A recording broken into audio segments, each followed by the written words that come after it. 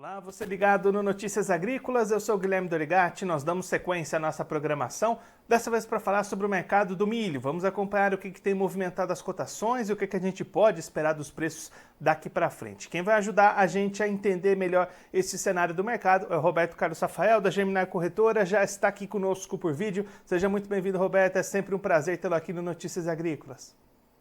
Olá, Guilherme, boa tarde. É sempre um prazer estar com vocês também, todos os ouvintes do Notícias Agrícolas. Boa tarde a todos.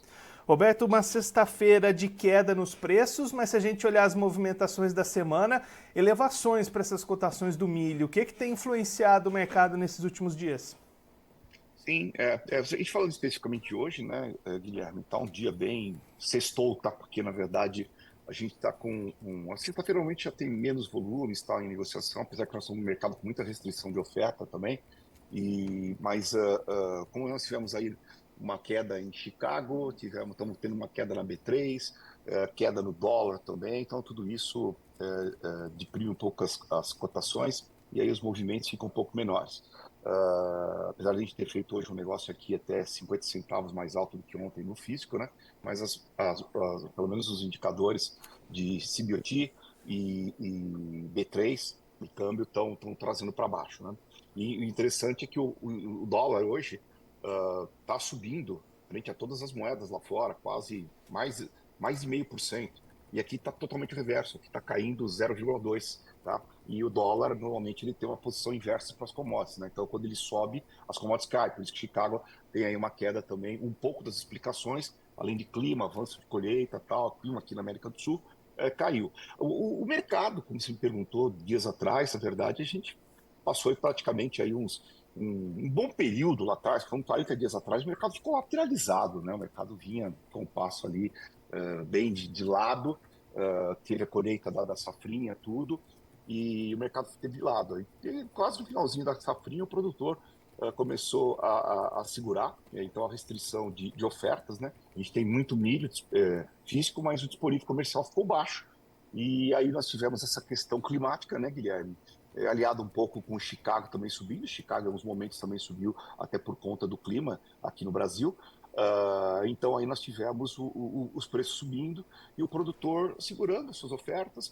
A exportação, em alguns momentos, fez alguns posicionamentos, mas pelo que aconteceu na alta no mercado interno, pouco disponível comercial, não conseguiram nem fazer grandes volumes, na minha opinião. Ontem chegaram a pagar até 70 e 50 no porto, mas a pedida dos produtores era um pouco mais alta, porque está havendo essa retração de oferta dos produtores por conta, principalmente, surfando nessa questão de clima, né? Que nós tivemos aí um clima muito quente, falta de chuvas, muita queimada. Então, tudo isso, na verdade, deu um suporte aí para o produtor imaginar que tem preços melhores para frente aí no milho, né? Então, acho que foi bem isso. É a retração de oferta mesmo que fez esse mercado subir, tá, Guilherme? E aí, Roberto, daqui para frente, né? Você destacou esse olhar para o clima, esse plantio da soja. O que a gente pode esperar entrando ali nesse jogo, nesse radar, para movimentar os preços? Então, isso tudo vai depender do produtor, né? Porque na verdade também a gente está falando que quem mais tem milho hoje para vender são produtores que são produtores de safra, de safrinha de milho, né? Então tem duas culturas, normalmente está mais bem posicionado até financeiramente, né? Ele não está aceitando esses preços, né? Que estavam muito baixos e até durante o período de fundamentos baixistas ele conseguiu até deixar o mercado lateralizado pela baixa oferta.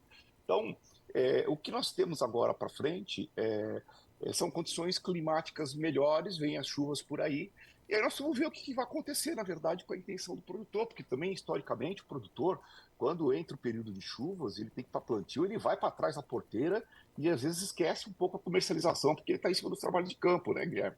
Então, vamos ver como é que vai ser essa dinâmica para frente, né? De uma certa forma, tanto Chicago como B3, com essa entrada de chuvas, começou a perder um pouco de força, principalmente no caso do milho no Brasil, na B3, né? Mas o milho no físico tem subido. Hoje a gente encontrou um mercado mais estabilizado, foi a minha fala inicial, né? É, a gente tem visto aí, quando a gente fala, na verdade, de preços físicos, a gente for falar do indicador CPE, que é base para fechamento da, da, da B3, ele está próximo aí de 66 para 65, 71, foi um indicador de ontem, né? E o nosso indicador germinar, que também é conhecido a nível de Brasil, o nosso está em 66,30, está mais alto que o CPEA, né? Isso também é baseado em ontem. O nosso indicador hoje praticamente teve estável, teve uma queda muito pequena de 0,02 centos só.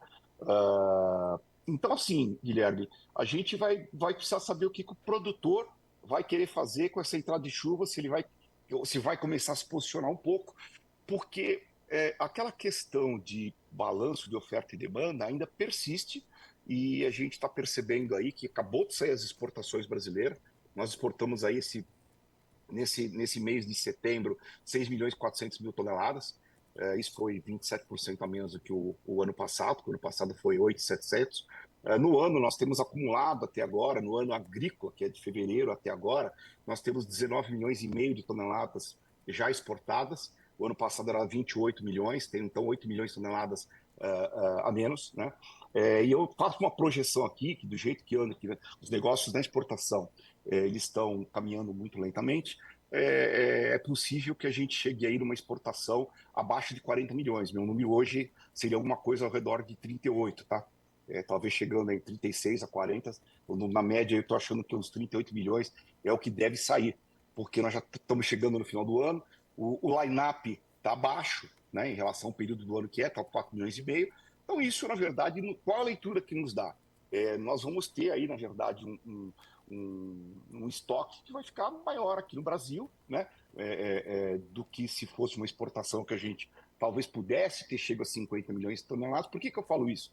Olha que coisa interessante. Nos Estados Unidos, os estoques lá têm caído.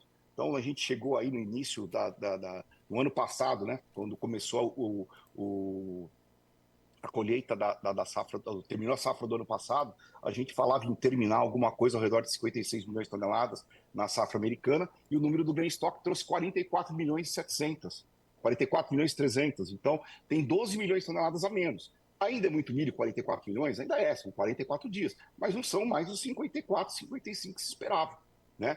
E uma boa parte dessa queda de estoques americanos foi porque saiu 6 milhões de toneladas a mais da exportação americana, né, que poderia eventualmente ter saído já do Brasil esse ano.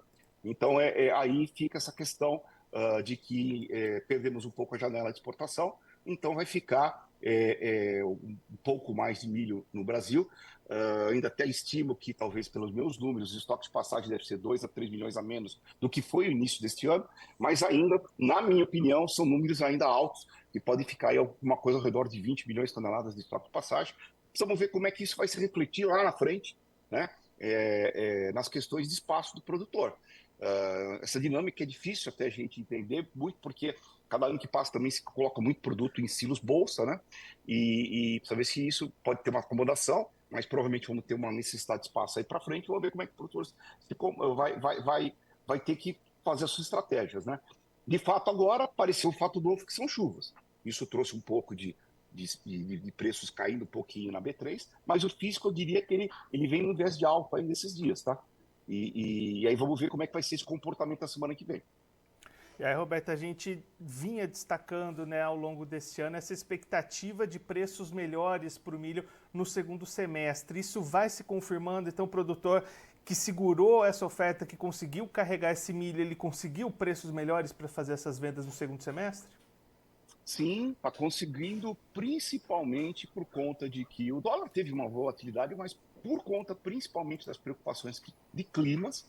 Apesar que eu acho que, se você for ver as lavouras no sul do país, onde estão mais plantadas da safra de verão, estão muito bem. Aí se teve a preocupação maior com a safra de soja, a preocupação com a janela de plantio da safrinha. Então, tudo isso deu para surfar uma alta por restrição de oferta. É aquilo que eu falo. Tem muito milho, mas o produtor segurou e isso deixar o consumidor um pouco mais nervoso, teve que pagar um pouco mais. Eu diria que há 40 dias atrás a gente estava falando de uma média de preço aí de 58 e hoje a gente está falando uma faixa de preço aí de 66, né? Então tivemos uma alta por conta disso. Agora precisamos ver como é que vai ser esse comportamento, que nós já estamos praticamente daqui a pouco encerrando a primeira quinzena de outubro, né, Guilherme? Então é exatamente como é que vai ser o comportamento produtor. Se ele vai continuar segurando, fica esse mercado um pouco nervoso, a exportação é que não está tendo chance de fazer volume. Quem está precisando no mercado interno está tendo que pagar um pouquinho, cada dia veio subindo um pouco o milho, e aí precisa ver como é que vai ser o comportamento daqui para frente. A princípio, nós temos essas questões aí de que nós temos um estoque de passagem que vai ficar alto. Isso impacta depois aí para a safra do ano que vem.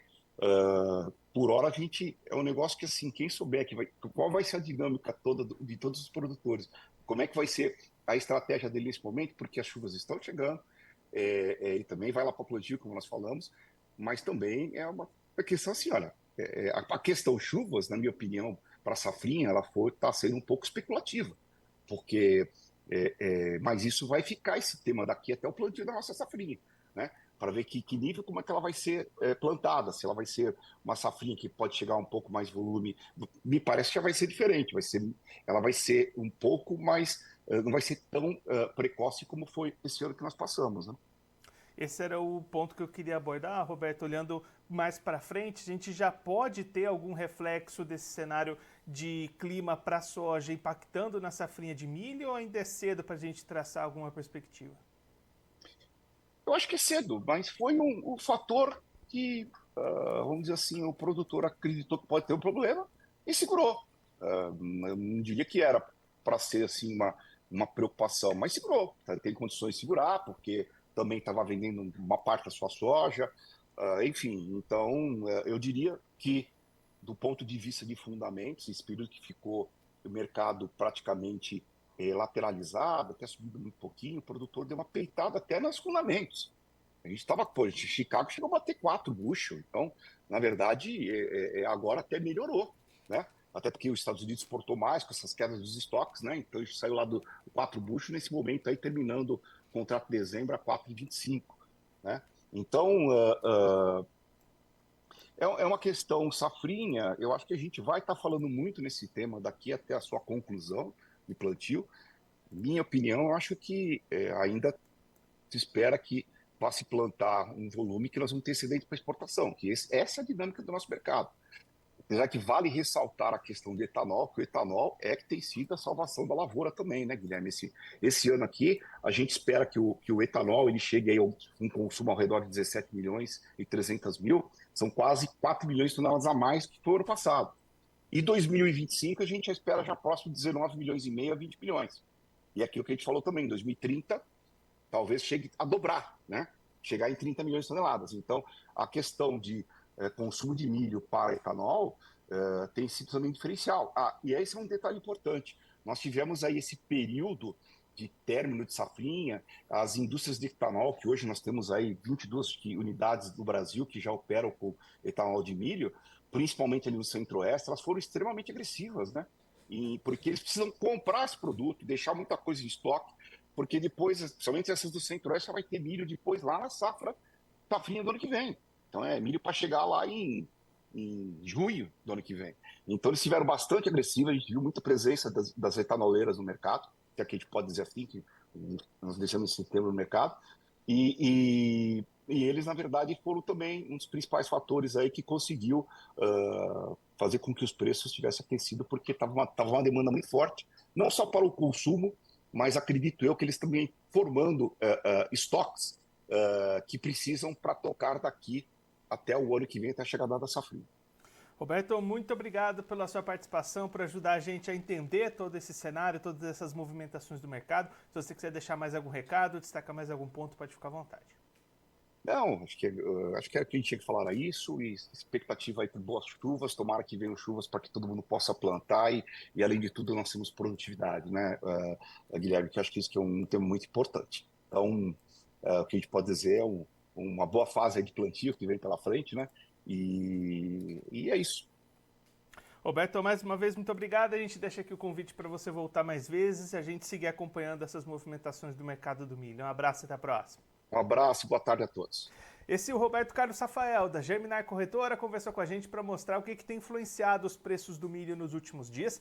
É o Roberto destacando os últimos dias, até uma semana de valorização nessas cotações, muito em função do produtor brasileiro fora do mercado, segurando essa oferta de venda, já que já está bastante capitalizado, também está acompanhando as movimentações de plantio para a safra de verão, a safra de soja 24 e 25, saiu do mercado, deu essa sustentação no mercado. Nesta sexta-feira, preços recuando em Chicago e também na B3, em função de dólar recuando e também a perspectiva de volta das chuvas aqui no Brasil, o que pode voltar a impulsionar o plantio da soja e aí diminuir um pouquinho essas expectativas negativas para a segunda safra de milho com relação à janela. Então, neste momento, o produtor acompanhando ali esse clima para a safra de soja e tomando as suas decisões para a comercialização da safra de milho, que está bastante armazenada neste momento, como o Roberto destacou aqui para a gente.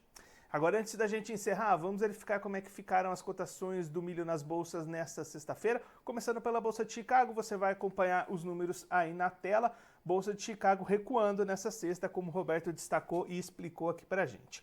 Contrato dezembro 24 fechou a 4 dólares e 25 centos o bushel, perda de 3 pontos. O março 25 caiu 3,75 pontos, foi cotado a 4 dólares e 42 centos o bushel.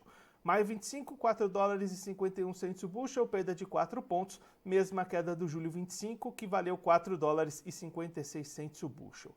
Agora a Bolsa Brasileira, a B3, você vai acompanhar os números na tela, também em queda nessa sexta-feira. Roberto destacou e explicou aqui pra gente ao longo da nossa conversa. Novembro 24, vale R$ 68,35 a saca, perda de 1,67%. O janeiro 25 caiu 1,06%, é cotado a R$ 71,14 a saca. E o março 25 vale R$ 72,51 a saca, perda de 0,53%. Agora eu vou ficando por aqui, mas a nossa programação volta daqui a pouquinho. Notícias agrícolas, informação agro relevante e conectada.